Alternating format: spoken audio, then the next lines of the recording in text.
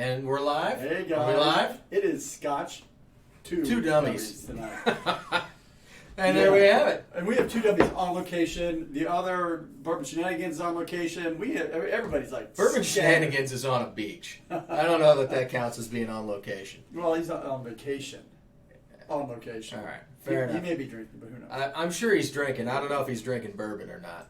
Probably not as good bourbon. I saw a lot of beers getting consumed, and I guess that's okay. And it's not nearly as good as the Scotch we got here. So it's all right. Audio and video are good. That's all we care about. That's all we care about. So you can see I'm not Drew. And Drew was really helpful in getting us set up. So if there are some things, I will try and keep the chat up. Let me know. We'll get all through it. One way or another, we're going to make it through.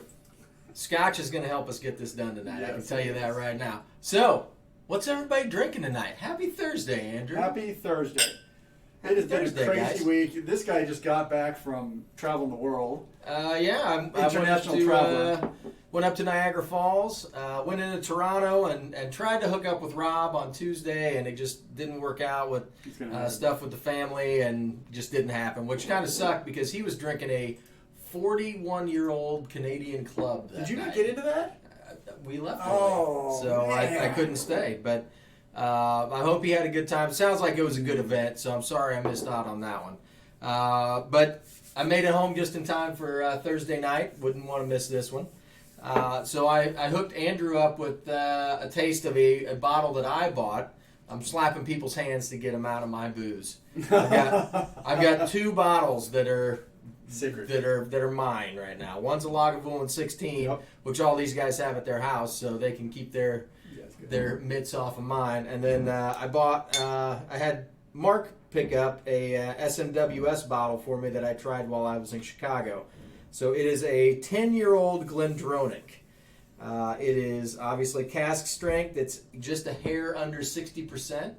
It doesn't taste anywhere near that. No, it tastes dangerous. I mean, so he poured this for me. I'm sipping. It's like, there's some light flavors. Almost like the pizza makes total sense because you get almost like oregano and that kind of herbal influence there. But I didn't even think about it being cask strength because it didn't knock me in the face. And usually a light Scotch like that goes with down. That kind of ABV, it's smooth. Will hurt you. It'll hurt you tomorrow. It may hurt you tomorrow. But this one's going to be a slow sipper. So this is 96.19 Pizza and Fairy Tales. Next up, Dimple Pinch. Probably not after this one. But we got to talk through it. The Dimple Pinch was what we did this past week. That was the review we did. And I want to be the first one to apologize to Andrew. We gave him a lot of grief for bringing this bottle down to the bar because we're like, really, dude? All the scotches you could have got, and you picked up Dimple Pinch, and you put that next to some of these that we have down here. But here's the thing about it. Everybody starts somewhere, right? And the reason we started doing this channel was because we wanted to kind of give people a guide as we went on our journey through Scotch, so that they had some kind of a reference map to kind of plot their journey by. And a lot of people start out in this kind of price point, right? So they're not going to the top shelf stuff and dropping $100 on something that they've never heard of before. They're going to look at the bottom shelf to the stuff that's $20, $30 and kind of shop their way around in that price category. Yes. And based on that, it is an age-stated whiskey. so I like that. I can't believe that's an amazing thing about it. And honestly, for a blended Scotch in that price point, it had a lot more malt character than a lot of the other ones that we've tried. So I would say, just based on those two things, not a bad everyday just sipping Scotch. Not so much that you would feel bad about making a mixed drink out of it, right? But you could serve this to somebody who's a whiskey drinker and not, have them turn their nose up at it and pour it down the sink. Yeah, so the reason I picked this particular bottle is my in-laws gave me a whiskey crate, one of those wooden crates, and it had John Haig on it, Dimple Pinch. And it was an old wooden case that they had. So I thought, do they still sell that? And sure enough, they do. And sure enough, it is really better than I would have expected. Because this isn't even in our range. I mean, you can get it locally, obviously, but it's 15-year. So I would say when we released this video, my expectation was, pretty subdued. I would say that when we actually did the review, I came in at a 1.5. You know what I mean? That was my baseline. That was what I figured I was gonna go for. And this one was actually better than that. And this was one that we really took the price into consideration quite a bit, I think. So when you look at our reviews, is it as good as others that we've reviewed and given that high a score? It's not the same category. No way. Right? But for the price that you're paying, that played into it quite heavily. And so for people that are coming in and they're looking at our reviews, I think that this one is one that you could pick up and would be a good entry-level introduction to Scotch. Yeah, I mean, it's got all the great Scotch character. It's not, it's definitely not a bourbon. It's definitely not an Irish whiskey. I mean, it's definitely got that Scotch character with some more body to it. It's not as finely distilled as an Irish. It's not as corny and sweet and oaky as a bourbon. So it defines kind of the genre. And I was pleasantly surprised to see how many people were supportive of the fact that we did a video of something like that, because everybody does start out. It seems like when we do these lower end Scotches, I don't even want to call them lower end, entry level, I guess. Mm-hmm. How many people come into the reviews and they're like, oh yeah, that was the first one that I tried. I remember, 20 years ago, that was my first bottle of Scotch. Mm-hmm. Or I remember, having a glass of that with my dad or my grandfather or something like that. Like, those are really cool, memories. And it may not be something that you go to every day, but everybody starts somewhere. Yes. And almost everybody starts out, with something like this. Yeah, I don't know if I can convince them to go to the very bottom shelf, where you get the 175s of the plastic bottles of Ian McGregor or whatever's down there. I'm not sure I'd want to go there. But everybody's got that, this bottle of Glenfiddich back here, that was my grandfather's. Before he passed away, that was his last bottle of Scotch. So I keep that up on my bar for him. That is a really cool bottle. The artwork on that is so fantastic. Everybody's got a bottle like that, right? And so it's more about the memories that it brings back and less about maybe the flavor or the character of the Scotch sometimes. So that's a cool thing too. So how's everybody doing out there? We got a ton of people commenting like crazy. I can't even keep up with all that. We're busy talking. 31 online right now. Drew Bills. I thought we banned that guy. I would. And Mark likes my hat. Who doesn't? So just before the other dummies left town, they went to the store and picked up some new merch. And as soon as we could figure out how to get it on the website, it's going up for sale. Yep. So these shirts will be available, large, extra large, 2 extra large, and then these hats. Now this one, I think has a Patreon on it. Is it a Patreon? Yeah. So these hats without the Patreon will be available as well. But if you are a Patreon and you get to a certain threshold in Patreon, then you get a free hat with the extra words on the side. So that'd be exclusive. Awesome. Exclusive content.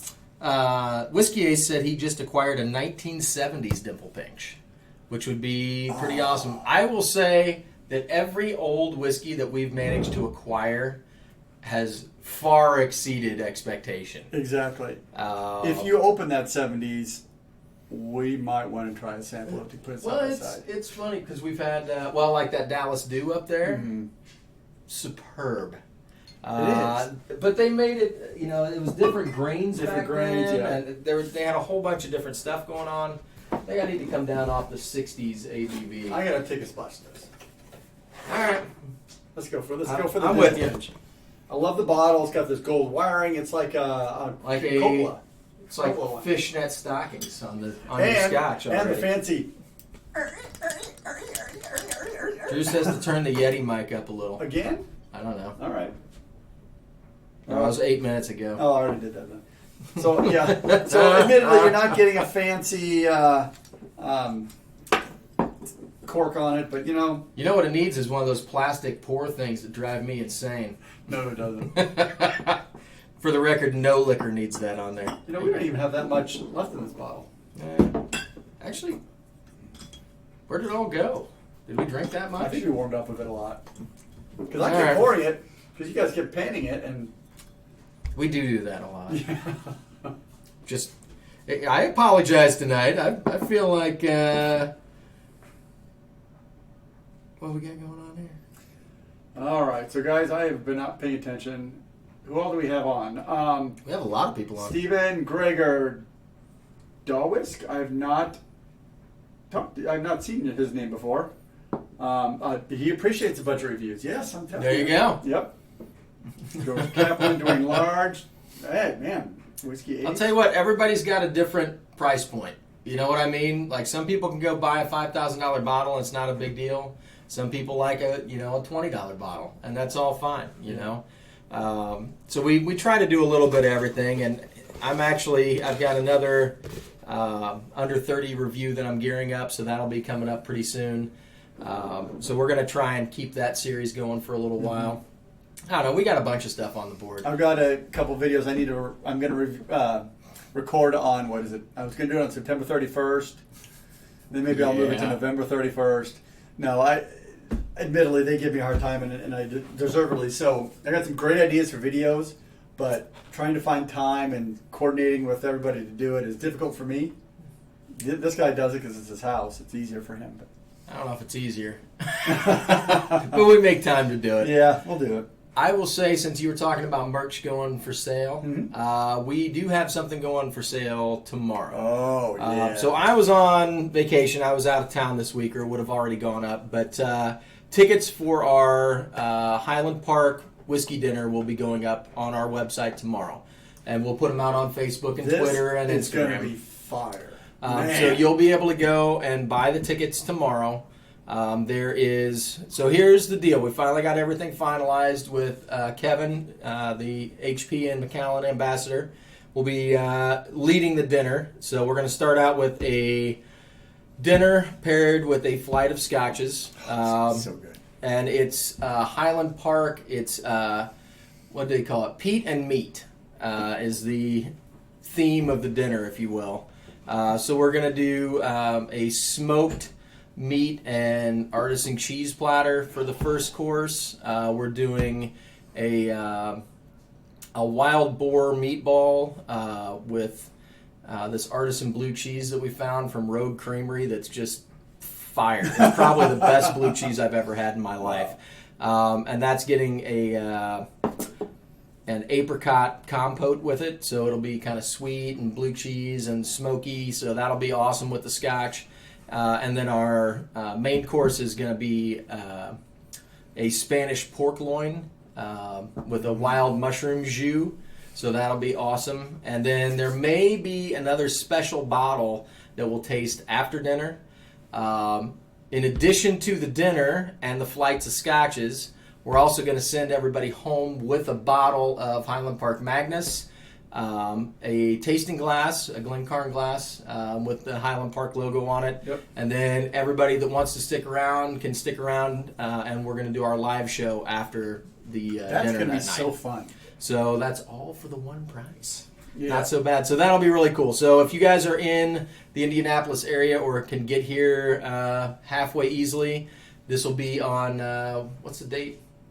November 30th.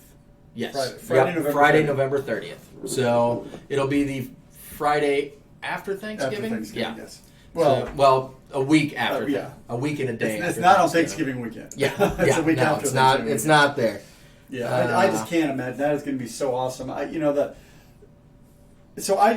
Before we really did Scotch work, they had a Scotch event at the restaurant, and I enjoyed it. But again, I didn't really understand. And the thing that I think is going to be so fun, especially for us, even, is doing that live with a live audience. Yeah. So we do lives here, and we see you guys online, and that's great interaction. I don't even know how we're going to do that. With just the questions from the crowd and all that kind of stuff. It's just going to be really interesting dynamic. Generally, I've done several of the beer and wine and whiskey dinners, and normally what happens is, we'll bring out a course of food. It's paired with a particular whiskey or whatever we're drinking that night. Yeah. And so Kevin will get up and he'll kind of explain the whiskey and how it pairs up with the food that we're eating and what you're going to taste as you go through it.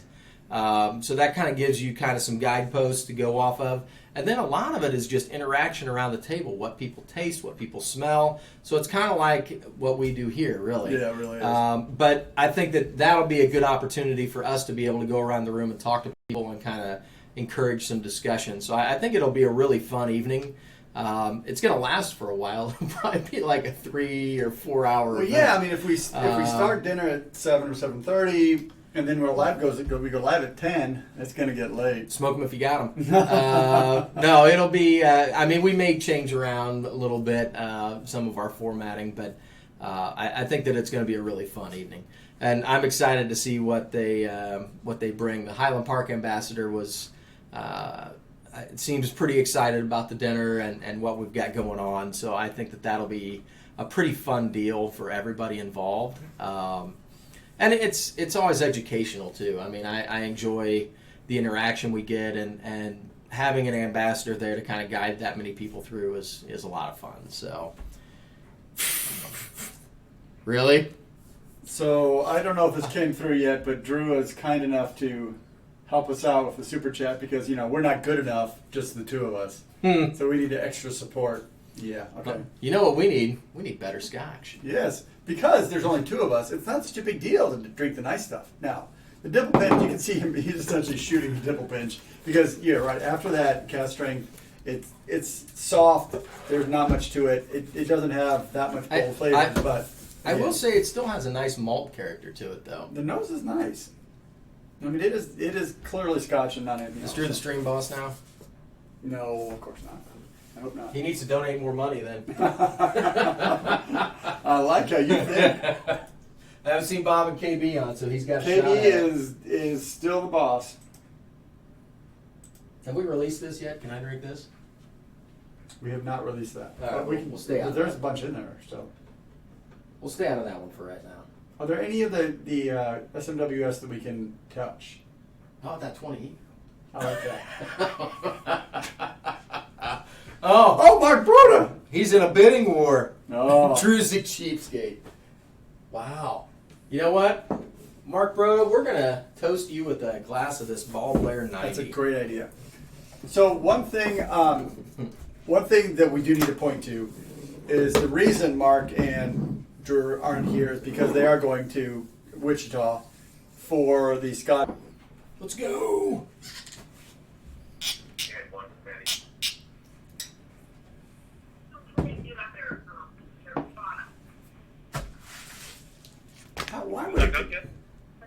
Why would you choose to restart like that? That's crazy.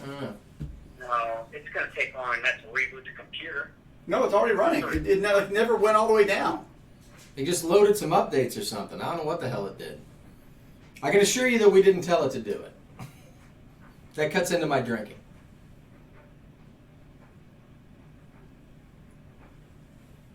You guys should be back live. Hold on. Are we still live already? Awesome. It came back up already, but I'm not sure if it's live.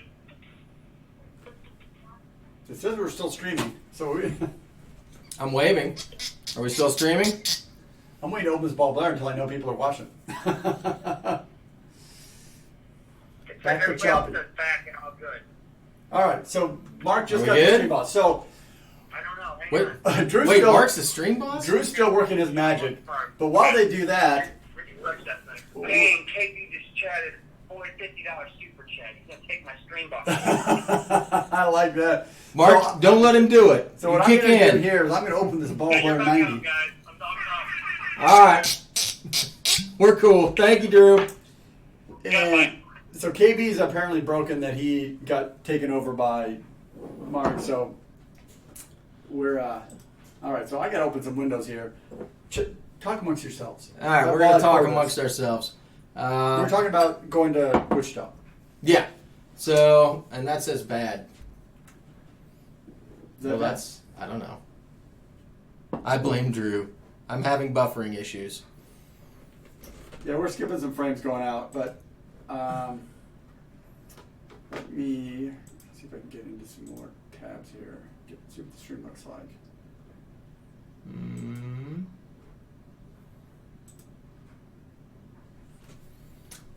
KB just took it back. Holy cow. Well,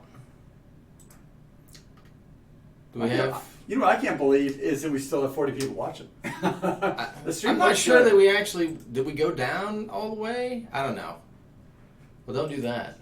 That would be not a good thing. All right, let's just roll through and... Yeah, let's see what's going Don't look.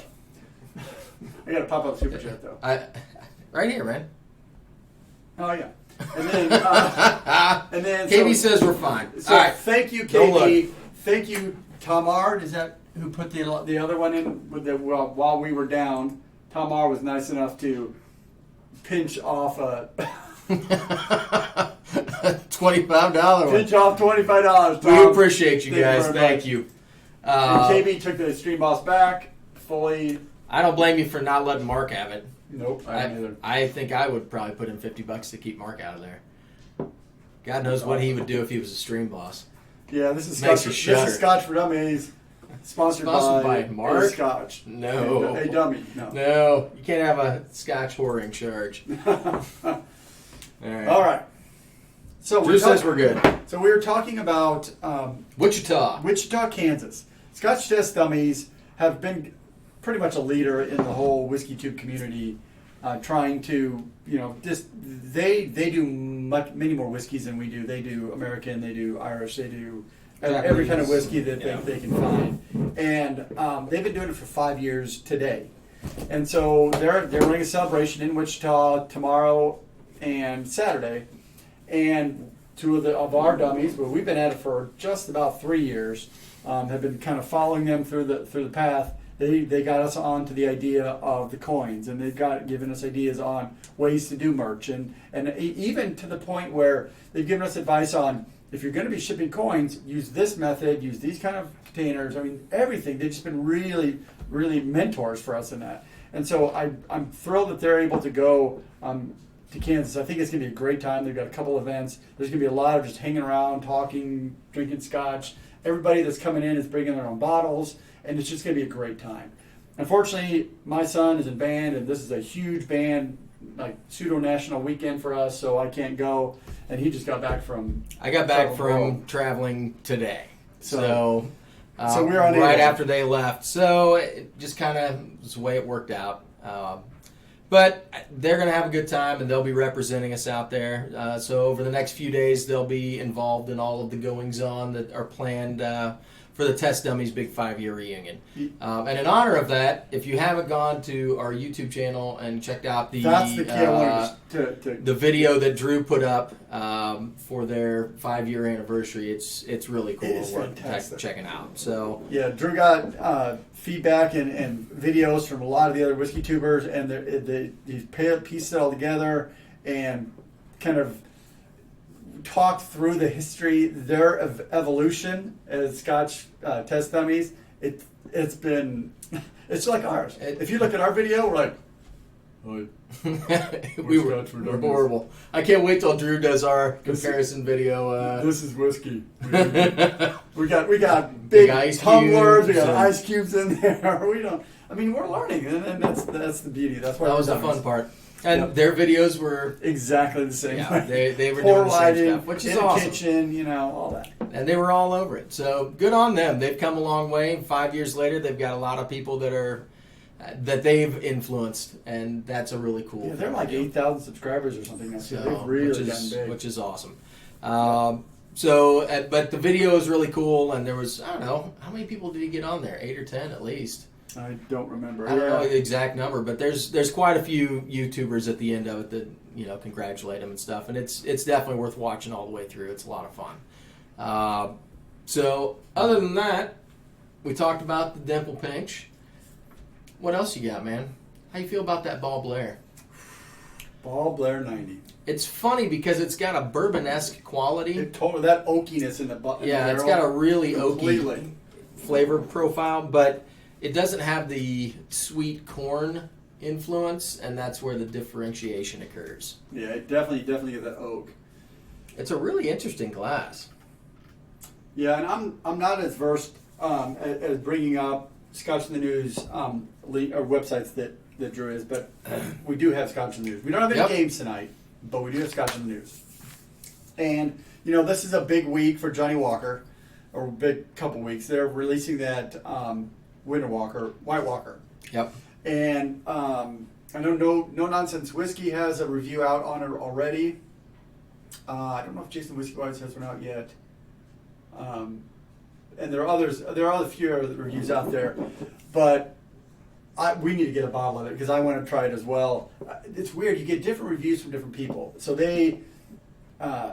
Jason Whiskey Wise, he's No Nonsense Whiskey, or it's Vin from No Nonsense Whiskey who's got the review out. I apologize for that. He's no nonsense. He'll tell it like it is, and basically. Johnny Walker recommends you keep it in the freezer because you get an additional graphic on the side, and he says it's not really that good. It's really not good at all cold. I mean, when you pull it out of the freezer and drink it, it's really medicinal, or no, really like solventy. I mean, really not good. And I don't think it has any of the smoke like a Johnny Black does. So I don't know how that all works out. Some reviewers are saying, yeah, this is great. It's like this aged, really nice stuff. It's at, different. It's a little higher ABV. I don't know, some of that gimmicky stuff. I have to trust Vin on this. He's not going to give into too much. I will say, when we were at the Whiskey Expo, I got a sample of the Ghost and Rare. Yeah. And was it good? Yeah, it was good Scotch. I enjoyed it. Was it worth the price that they're charging for it? No, it was not. I totally would not have paid that. So I think that there's an element of gimmickiness to some of this stuff. And I'm quite sure that this whole Game of Thrones series with all the distilleries, there will probably be a few that are actually decent. But to me, if I'm a distillery manager, I'm like, well, this stuff's going to sell like hotcakes no matter what we put in the bottle. And it's probably going to be bought up by a lot of people who are collecting it and will never drink it anyway. So, hey, you know that barrel back there that we've got that nobody wants because it's kind of weird and funky looking? Let's dump that in these bottles. Exactly. But I'm sure that there are some that put out a decent product or just always have decent Scotch anyway, so they can't help but put at least something halfway decent in the bottle. Yeah, I mean, admittedly, I'm a fan of Game of Thrones, and I would love to have the collection. Even if I were to buy them, I would have to buy 2 bottles, one to shelve and one to drink, because we don't. I am not a Game of Thrones fan, and even if I was, I'm going to open that bottle because that's how that works at this point. I mean, they do have some great. Diageo has some great distilleries, so they've been able to select from all those, and I think that there's probably, like I said, admittedly, some decent bottles in that grouping. Yeah. But are they all going to be good? Probably not. I'm a bit skeptical on the whole thing. So, all right. So the reason I brought up Johnny Walker, not necessarily to talk about White Walker, but to talk about their Johnny Walker releases a 50-year-old whiskey. So. Interesting. I can't believe Johnny Walker has whiskey 50 years old. With the amount of volume that they are distributing, I can't believe that they are able to keep whiskey back that long. But they will, for only $25,000 US, so which makes me think that maybe this is a US release only.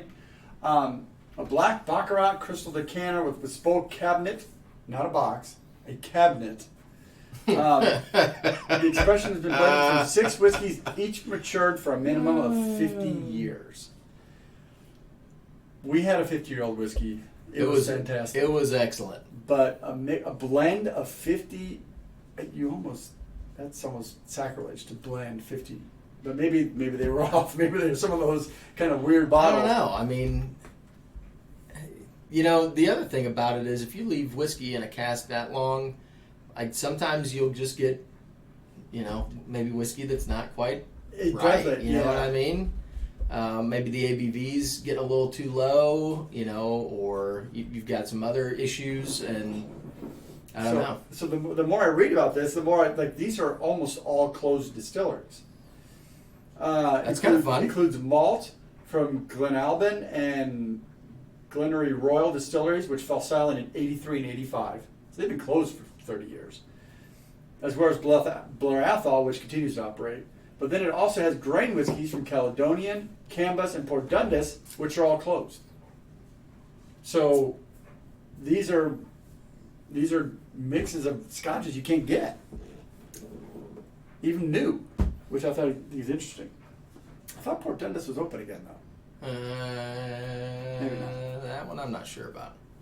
So it's been triple matured. I know you can still buy it. Tells me, and then it was blended in a bespoke marrying cask, so at 43.8%, 43.3. Interesting bottle. I'd love to try it. I'd love to. More importantly, probably more interestingly, I'd like to talk to the blender. I would like to try each of the individual scotches that went into the blend first, just to see what's what. Well, you know there's got to be some funk in there, because why would you blend them if they weren't all? Yeah, I don't know. I mean, maybe they, you know, some of those are. You know, you're not talking about a Port Ellen or something that you can command top dollar for. Mm-hmm. You know, whereas doing something like this, you can kind of generate a little bit more excitement, and you know, I think it'd be interesting to try at least. I think it'd be fun. A 50-year-old grain alcohol, man, green whiskey. I'll tell you what, something sits in the barrel for 50 years, it's got to be at least halfway decent, right? I mean, I can't imagine it sitting there for 50 years and then not be okay. 100 decanters, huh? Only 100 available. Wow. That would be cool. I you know, that's the thing. It is a cool looking bottle, I'll give you that. So the limited selection, one bottle will be auctioned at Bonham's Hong Kong 2019. So they can auction some of them off too. The thing I was looking at was Scotch whiskey exports and how high it's going up. The key. And that was actually, Drew said they're killing a bottle too. Oh yeah? Are we killing bottle for bottle? I think we need That's to. on. What are they drinking? I'm ready. So I have not followed any. If you want to look up those things, I'll see if I can. So here's the deal. The article that I read was talking about the value of Scotch whiskey exports climbing in the first half of this year. So it's up 10.8% to almost 2 billion pounds in the first half of this year. Scotch Whisky Association showed a year-on-year increase of 5.6% in volume to 558 million bottles in the first half of this year. That's a lot of Scotch. 558 million bottles. Single malts continue to grow in popularity. Exports are up 14.4%. They make up 28% of the value of all Scotch shipped. Not volume. No. The value, right? Exports of blended Scotch also grew, rising 8.9%. Sales to China were up 35%, and exports to India were up 44%. So that's where a lot of this stuff is going. Asia is becoming a big market for Scotch. U.S. remained the largest overseas market by value. At more than 400 million pounds. France is the largest overseas market by volume at 90 million bottles. So France is drinking all the cheaper Scotch. The U.S. is drinking the higher end stuff. And I don't know what China and India are drinking. Well, and so everything they can get their hands on, apparently. Well, yeah, it'd be interesting to see where they rank. That may explain why whiskey and Scotch is going up so much in price. That when you're growing a market at 44% per year and 30% per year, that's where That's where a a huge amount of huge material is emphasis. going. And so all of a sudden you have this huge demand, and the supply This is right where it was always. I mean, you can't change that without 12 years notice, and that makes it very difficult. Well, and that's where you're seeing a lot of these NAS labels start coming in. I mean, that's to help Yes. fill the void of a huge market increase in an inelastic supply chain. I did read, or I listened to, I think it was Whiskey Cask. I listened to, they were talking about Amrit, and that's in Yeah. India, and they just tripled their capacity. They are now at 900,000 liters of whiskey capacity. They added, so they have 2 stills now. They added 4 more stills. Yeah, 4 more. Let me finish this bubble there. They added 4 more stills, 2 more whiskey, 2 more spirit, 2 more wash stills, and so the 900,000 liters. And it's funny that the guy from Whiskey Cask said, "So, but you can't sell it for. So you wait now for 4 years, right?"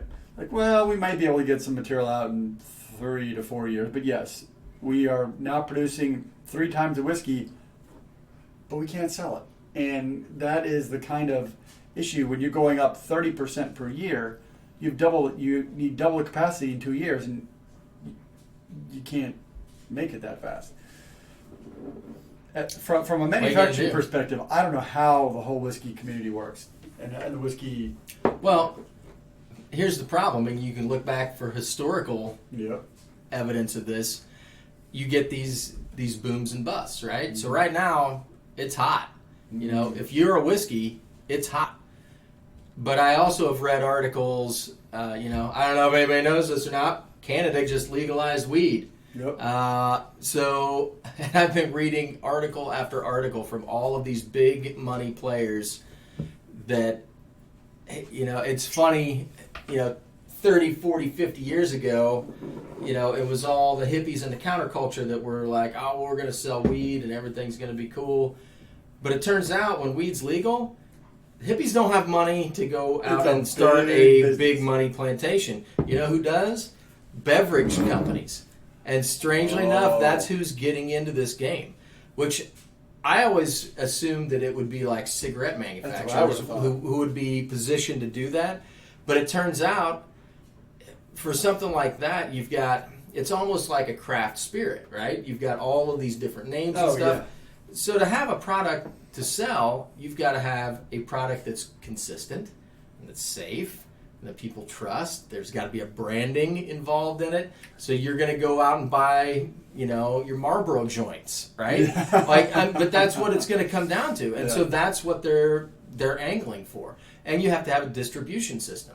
And so the liquor companies are actually better set up and equipped to handle getting those controlled substances through a supply chain that's very regimented and get the taxing right and all of that stuff. And so those are the companies that jumped on the bandwagon.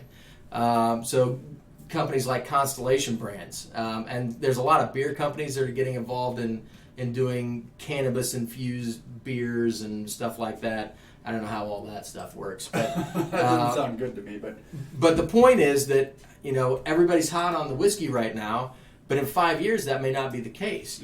As kids that are in 15 to 18 right now coming up, what are their flavor profiles going to be? What are they going to enjoy?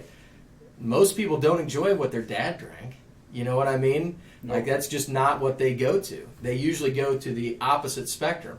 And so these kids might grow up and decide that, they would rather have beer, or they'd rather have, something, maybe they're wine drinkers, I don't know. But it probably will not be whiskey.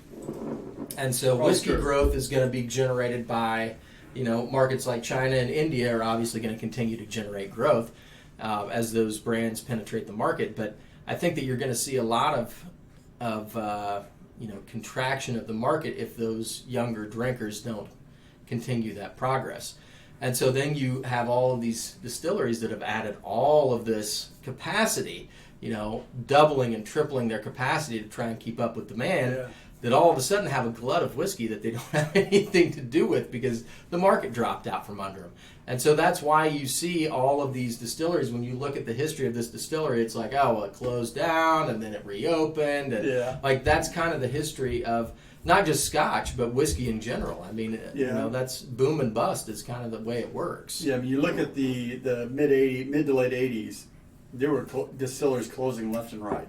That was the Zima, that was the vodka, that was the gin, the clear spirit, boom. Yep. And whiskey, brown liquors, nobody touched them.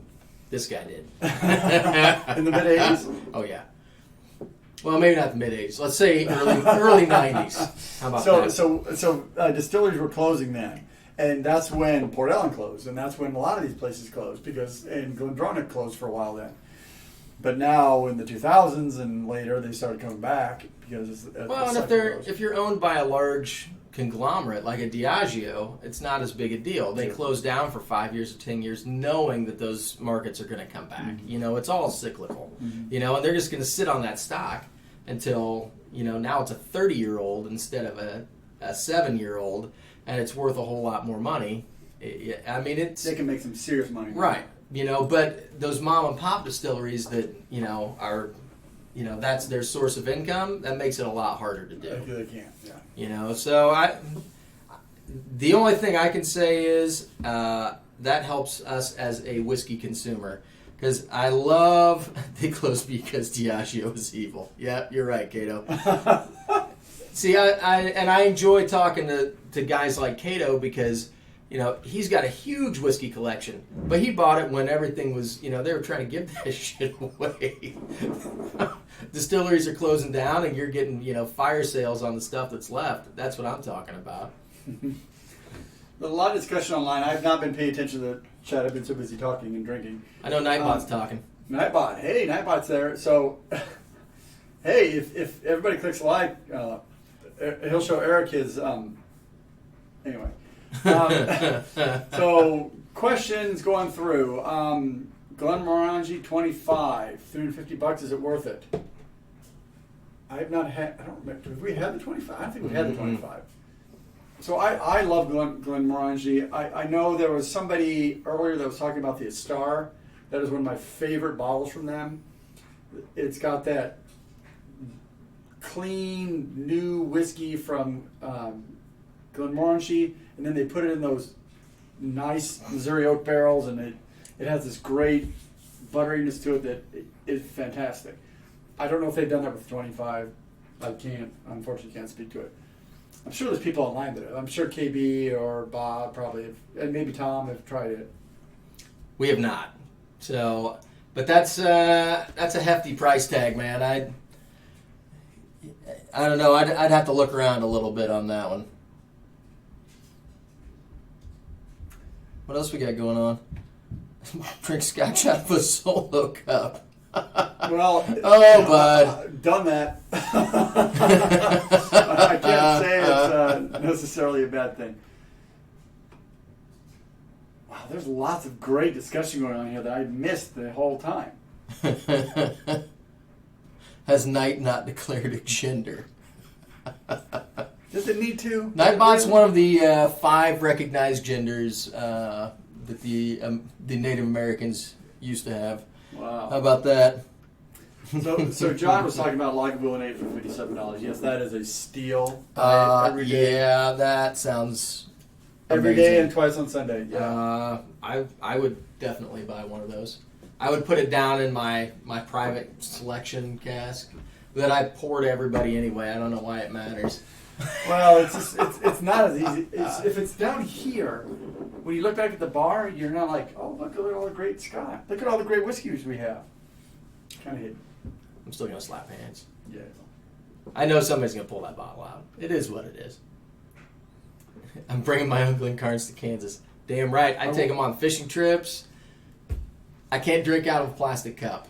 I'm not drinking good Scotch out of a plastic cup. You do get that plastic nose on it. It totally ruins it, really. Now, I will say, and I know there was some discussion on there about Glencairns and it's a modern thing. And so here's the deal. And I was, when I first started out as a chef, I wasn't a wine drinker very much.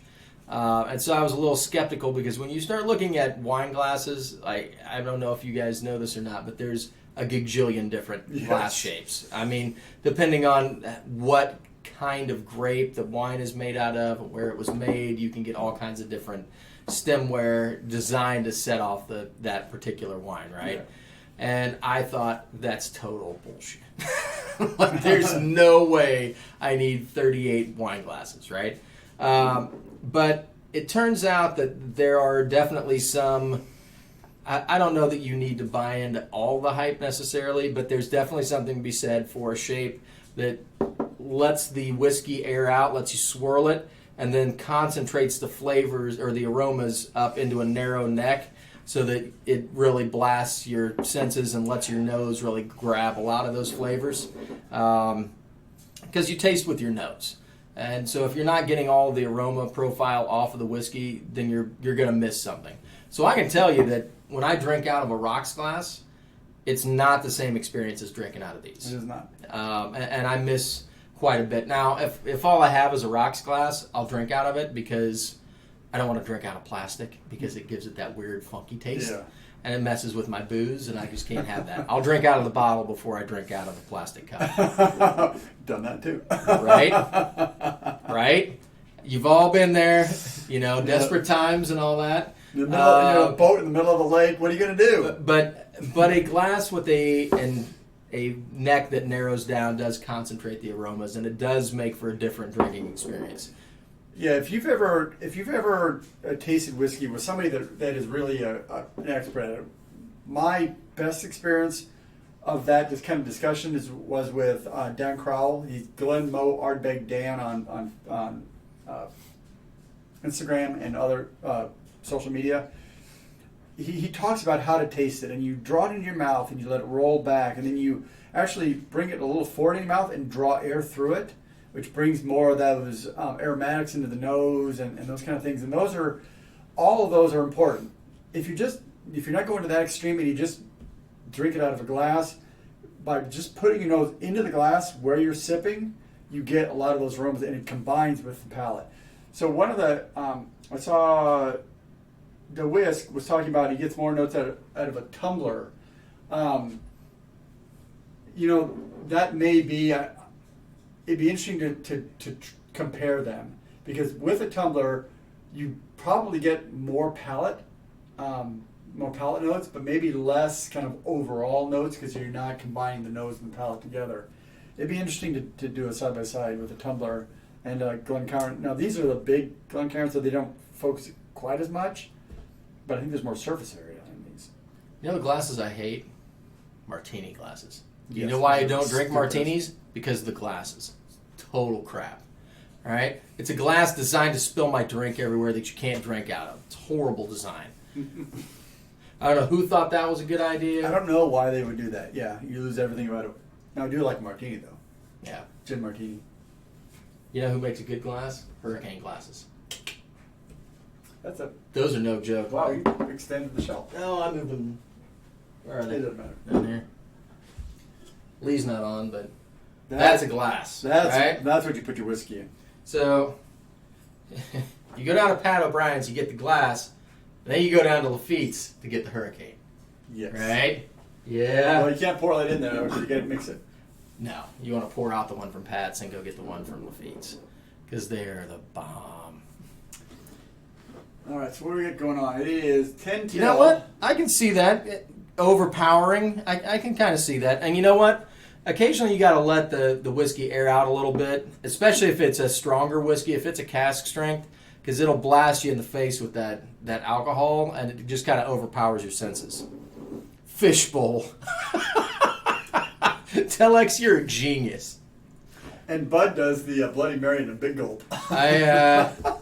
Man, I don't blame you on that either. If I'm drinking Bloody Marys, we're in it to win it. No, so one thing I do want to talk about is after the Vine Table Whiskey Expo, Mark and I went up to Vine Table the next day, and they had several of the reps were still in town, and we had some Ardbeg Bloody Marys. Man. They also had some Irish creams that were made with real cream. Now unfortunately we didn't get a chance to get in and taste that, but they had lots of those kind of things, and we picked up a bottle. And where is it? It's over there. This one? It's from Spey, which we hadn't heard of before until we talked to a current holder of a current keeper of the Quake at Cole. This is a distillery. I don't know a lot about it, but I mean, this is not an expensive bottle. It's like $50-some. But I mean, look at this. This is like fancy packaging and the whole bit.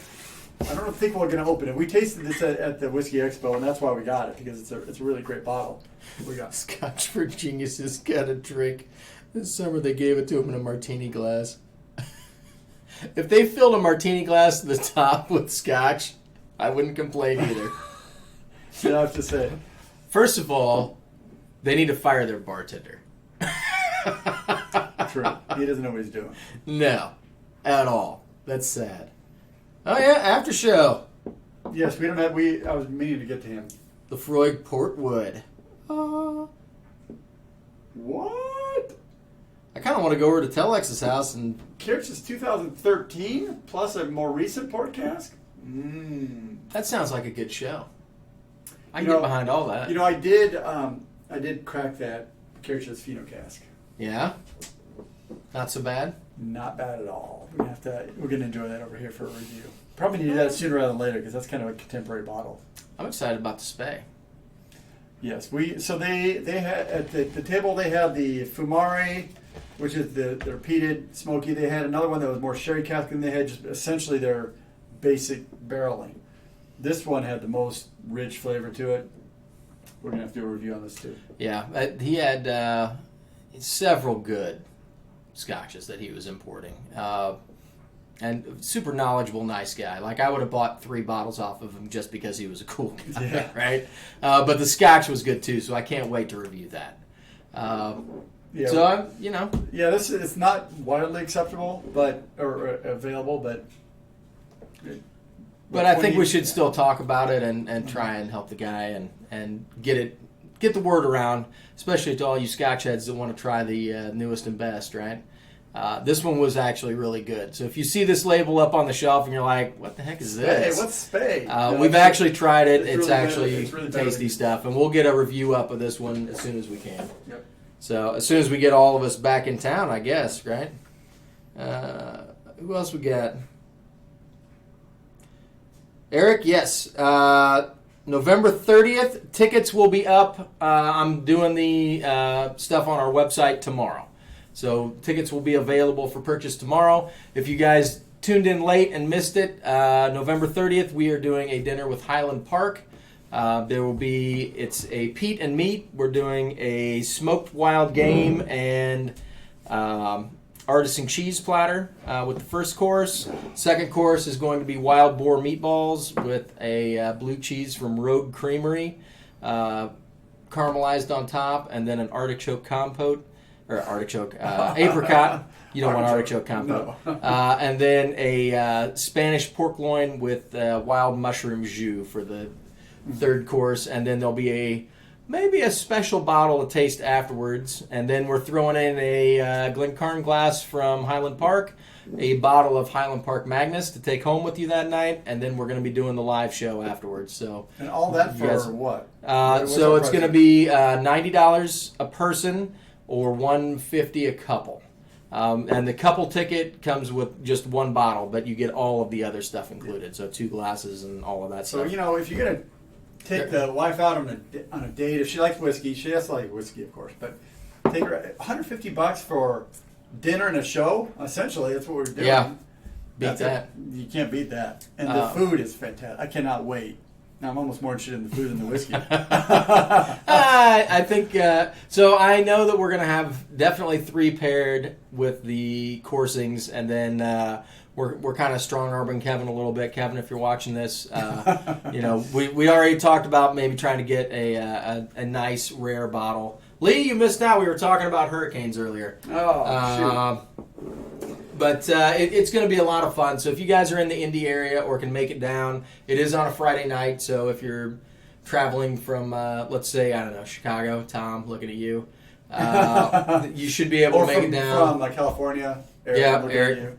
Yeah, he's already talking about it. Yeah. So it should be a good time. But So those tickets will go up tomorrow. I'm going to work on that tomorrow morning, first thing. So we'll put it out on Facebook, Twitter, and Instagram as soon as we get it all up and running. So you can go to the website, purchase your tickets, and we'll be at the door scanning, and we'll be walking around the dinner, talking to everybody, and enjoying the show. So it should be a good time for everybody. I'm sure we have an AED and paramedics standing by for it might be a little bit high in fat, but it's all good. Restaurants have good, those around. We recently went to Chicago to a food show, and every time we go to one of those, we end up coming back and ordering all kinds of ridiculous stuff. We bought I don't know how many pounds of these Spanish deep water prawns. They're like the most expensive shrimp in the world. They come from, it's like 600 meters down. They didn't even know they existed for a long time, and they accidentally caught some. But they're bright red, even raw. They're bright red, and they're like this big. Jeez, it's so like we a got lobster. some of the, yeah, they're awesome. So we got some of those, just all kinds of ridiculous cheeses and seafood and stuff. They had a whole like aisle of oysters. I must have eaten like 2 or 3 dozen oysters. Just going down the line, It's a rough job. trying a bunch of different oysters in a row. It is a rough job. You have to drink beers with that. So it's fun. But anyway, we got a bunch of cool stuff, and we're bringing it all to the show. Very nice. I left out the ground camel. I thought that was a little weird. They actually had that? Yeah. I've eaten some weird stuff. Not gonna Yeah, lie. so we are wrapping up. It's 2 minutes left. Keep in mind, on the website, there are coins and bottle hangers available. These and the hats will go on sale hopefully this week if I can get the website set up to do that. And I think we're good to go. Yep. Glenn Grant. Good luck to everybody out in Wichita. I know we had a few of you guys online tonight. Have a good time out there with Scotch Test Dummies. It's an awesome deal. 5 years in the making. We're super happy for them and really excited that Drew and Mark get to go out and be a part of it. Wish we could join them, but we're there in spirit, and I'm sure that they will drink our share. And if you can get to Wichita, I think there's still probably tickets available kind of under the table, or you can get there. Talk to a guy who knows a guy, they Well, get you in the back door kind of thing. Especially if you just want to show up and hang out at the hotel, there's going to be some fun there too. Heck so. yeah. You can taser Mark, I guess. That'd be fun to watch. That would be Make fun sure you to get some video, because I'm sure they'll be Mark and Drew will be videoing, but Yeah, they're going to do some of the. It's gonna be I know that they're going to go filtered. live on some stuff, and I think that they'll probably do some Patreon only stuff. So it should be an interesting weekend for them. And next week we'll be back with another review and another live show. yep, absolutely. So till then, we'll see you guys All next right. Thursday. Let's launch, you guys. Cheers.